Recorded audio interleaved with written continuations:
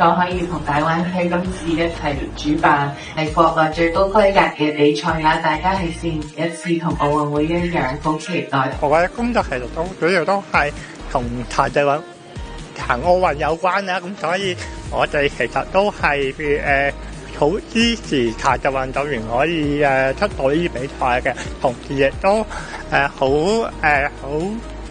支持呢個運動會可以喺港澳粵呢三地舉行嘅。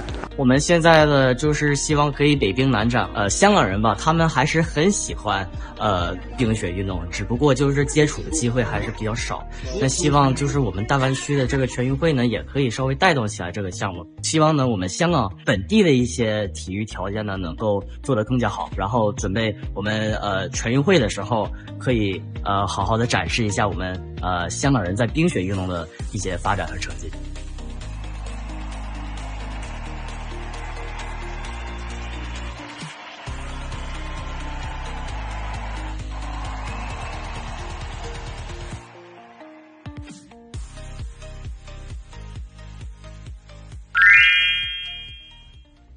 第15屆全運會加油！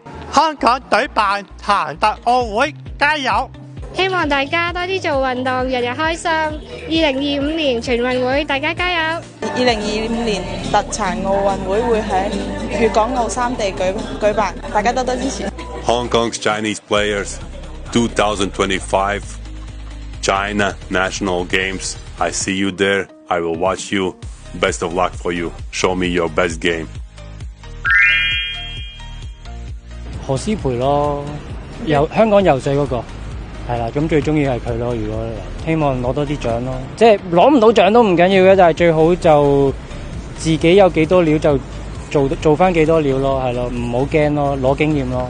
張家朗啊，咁其他仲有好多都比較年輕啲嘅，應該會覺得會有進步。咁香港運動員從來都係咁努力嘅，亦都係咁好準備嘅。咁我相信喺嚟緊嘅全運會，不論喺香港舉辦或者協辦，或者喺內地其他城市，包括廣州，咁我相信一定有一個好好嘅成績嘅。